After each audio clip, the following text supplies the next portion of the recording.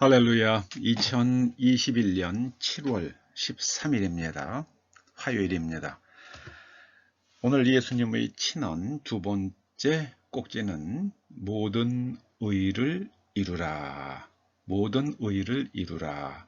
이런 제목입니다. 해당 말씀인 마태복음 3장 15절을 함께 읽어보십니다. 이제 허락하라. 우리가 이와 같이 하여 모든 의를 이루는 것이 합당하니라. 이제 허락하라. 우리가 이와 같이 하여 모든 의를 이루는 것이 합당하니라. 세례 요한이 세례를 베풀던 곳은 사해 가까운 요단강 어느 곳이었습니다. 그곳은 천수백 년 전 여호수아가 이스라엘 백성을 이끌고 약속의 땅으로 들어가기 위해 요단강을 건넜던 곳이기도 합니다. 민물이 흐르는 땅으로서는 지구상에서 가장 깊은 곳입니다. 지중해 수면보다 400여 미터나 낮은 땅입니다. 그 땅은 인간 존재의 가장 깊은 곳, 곧 오늘날 심리학자들이 무의식이라고 말하는 영역을 상징한다고 말씀을 드렸습니다. 개인의 무의식뿐만 아니라 한 족속, 나아가 인류의 집단 무의식까지도 씻겨져야 함을 상징합니다. 예수님께서 세례를 받으시고자 세례 요한 앞에 서시자 세례 요한이 당황해서 이렇게 말씀합니다. 내가 당신에게서 세례를 받아야 할 터인데 당신이 내게로 오시나이까? 성경은 세례 요한의 말을 극히 짧게 기록하고 있지만 아마도 그는 더 많은 말로 그럴 수는 없다고 했을 것입니다. 예수님께서 이제 허락하라고 말씀하신 것으로 보아 그런 추측이 합당해 보입니다. 세례 요한은 예수님이 어떤 분이신지 알고 있었던 것입니다.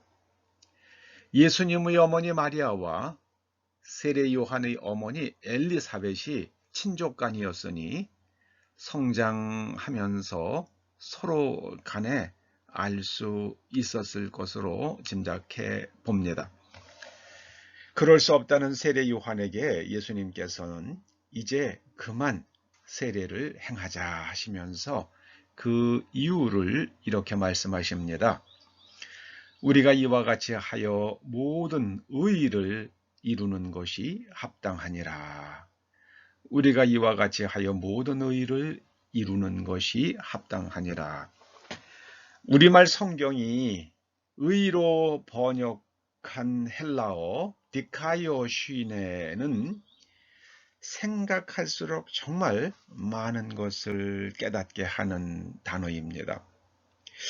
저는 하나님께서 신약 성경을 헬라어로 기록되게 하신 가장 중요한 이유 가운데 하나는 이 디카이오시네라는 말의 뜻 때문이 아닐까 이런 생각을 해본 적도 있었습니다. 디카이오시네는 풀어서 말하자면 다른 사람의 정당한 목, 곧 정당한 권리를 인정하고 챙겨주는 걸 뜻합니다. 개인과 사회, 국가 간의 모든 문제의 핵심은 당사자들 혹은 당사국들 간의 정당한 권리가 존중받지 못하고 깨지는 데 있습니다. 여기서 주목할 단어가 둘입니다. 정당한과 권리입니다. 즉 정당하지 않은 과도한 권리 주장도 옳지 않다는 것을 의미합니다. 이 이슈가 모든 법의 핵심 원리입니다. 여러분들도 아시는 대로 민법은 개인 간의 혹은 개인과 법인과 법인 간의 권리의 경계선을 정해주는 법입니다. 그 경계선이 무너졌다고 생각할 때 그 해결은 그 권리의 경계선을 다시 한번 확정해 주면서 손상된 권리를 금전적으로 보상해 주는 법입니다. 반면에 형법은 그 경계선을 파괴하고 넘어간 사람을 국가가 징계하는 법입니다. 오늘 예수님께서 우리들에게 주시는 모든 의를 입으라 하시는 이 말씀에는요, 우리는 삶의 모든 영역에서 우리와 관계된 사람들 혹은 단체 혹은 국가의 모든 시스템이 바로 그 모든 의를 이루라 하시는 그것입니다. 하나님의 아들로서 죄 없으신 예수님께서 세례를 받으셨다는 것은 인간의 육신을 입고 있는 한 하나님의 아들께서도 인간의 한계 속으로 들어오신 한 바로 이 집단 무의식에, 인류의 집단 무의식에 다 연루될 수밖에 없다는 그 상징적 의미가 있습니다. 바로 그 가장 깊은 곳, 그곳이 씻겨져야 합니다. 그곳이 우리의 의식과 사고방식과 행동에 계속해서 쓴물을 흘리고 있기 때문입니다. 여러분, 복지도 그렇습니다. 복지란 정부가 법을 세워서 누군가의 주머니에 있는 돈을 꺼내서 다른 사람의 필요를 채워주는 것입니다. 그러므로 복지에선 언제나 그 혜택을 받아야 하는 사람의 딱한 형편과 더불어 세금을 내야 하는 사람의 권리도 항상 염두에 두어야만 합니다. 그런데 정치인들이 그 복지를 주장하면 혜택을 필요로 하는 사람들이 그 사람을 찍어줍니다. 그것은 나에게 있는 투표권을 가지고 다른 사람의 주머니에 있는 돈을 내 통장으로 옮겨달라 하는 것이나 마찬가지입니다. 그 성경과 이 법이 다른 게 있어요. 성경은 스스로 주라고 말씀하십니다. 스스로 주어라. 선을 행하라. 이웃을 도와라. 그렇게 말씀하십니다. 그런데 복지라는 법은 마치 의적 일지매 같아요.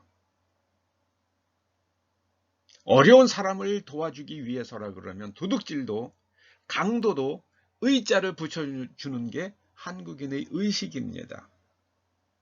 강도는 강도죠. 도둑은 도둑입니다.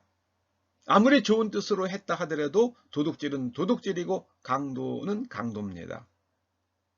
거기에 의자가 붙으면 안 되죠. 붙을 수 없는 두 가지를 붙여서 박수 쳐주는 게 이 한국인들의 의식 속에 있는 고쳐져야 할 것이라고 저는 생각합니다. 여러분, 민주가 뭡니까?